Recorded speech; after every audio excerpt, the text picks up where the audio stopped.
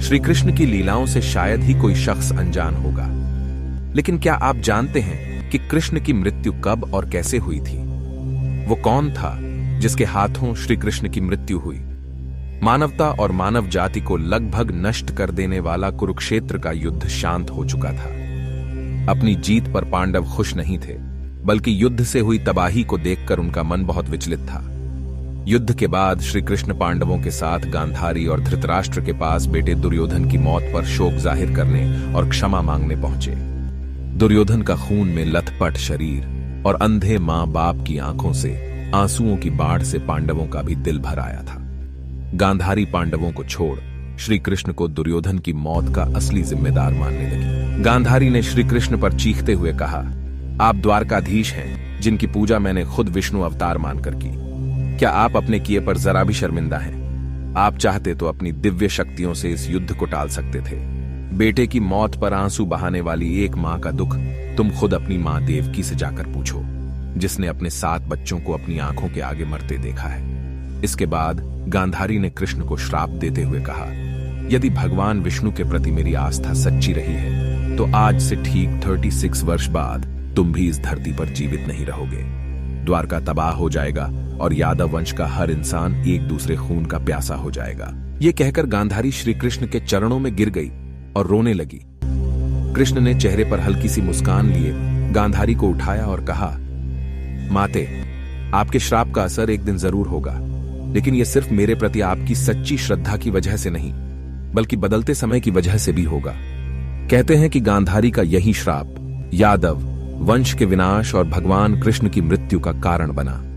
कई साल बीतने के बाद श्री कृष्ण के पुत्र सांबा गर्भवती स्त्री का वेश धारण कर ऋषि मुनियों से मिलने गए। ये देखकर आर्षि भड़क गए और उन्होंने सांबा को श्राप दिया कि तुम एक ऐसे लोहे के तीर को जन्म दोगे जो तुम्हारे कुल साम्राज्य का सर्वनाश कर देगा।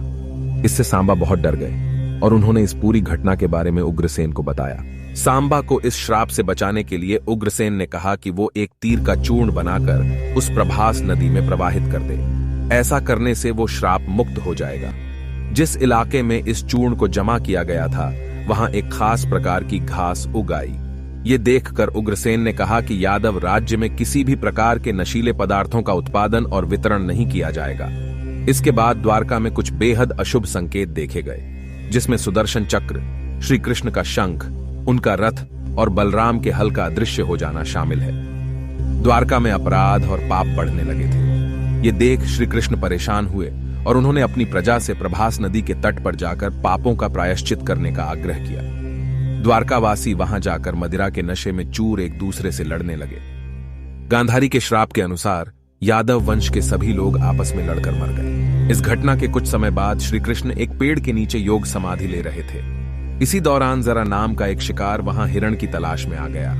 जरा ने कृष्ण के हिलते हुए पैरों को हिरण समझा और तीर चला दिया। इसके बाद शिकारी श्री कृष्ण के पास पहुंचा और अपनी गलती के लिए उनसे क्षमा मांगने लगा। तब श्री कृष्ण ने उसे सांत्वना दी और बताया कि कैसे उनकी मृत्यु निश्चित थी। श्री कृष्ण ने कहा, त्रेता युग में लोग मुझे राम के नाम से जानते थे। राम ने सुग्रीव के बड़े भाई बाली का छिपकर वध किया था। अपने पिछले जन्म की सजा उन्हें इस जन्म में मिली है। दरअसल जरा ही पिछले जन्म में बाली था। यह कहकर श्री कृष्ण ने अपना शरीर त्याग दिया। श्री कृष्ण की मृत्यु को ही कलयुग की शुरुआत माना जाता है। इस स्थिति को देखकर बलराम जी सागर तट पर बैठ गए। भगवान श्री कृष्ण और उनके सारथी दारुक ने देखा कि बलराम जी के मुख से एक विशाल नाग बाहर निकल रहा है। समुद्र उस नाग की स्तुति कर रहा है। कुछ ही समय में वह नाग सागर में समा गया। इस तरह बलराम, जो शेषनाग के अवतार थे, शरीर त्याग कर क्षीर सागर में चले गए। सोमनाथ मंदिर से कुछ दूरी पर जहां बलराम जी ने देह त्याग किया था, वहां बलराम जी का एक मंदिर बना हुआ है। जब अर्जुन द्वारिका पधारे और सब हाल जाना, तो यदुवंशियों के शव पहचान कर उनका अंतिम संस्कार किया। श्री कृष्ण के जाने के बाद रुक्मिणी और जांबवती ने भी देह त्याग दिया। बलराम जी की पत्नी रेवती ने भी देह त्याग कर दिया। इसके बाद दुखी मन से अर्जुन द्वारिका से सभी बचे हुए लोगों को अपने साथ लेकर लौट पड़े और अर्जुन के द्वारिका से जाते हुए समुद्र ने द्वारिका नगरी को डुबो दिया।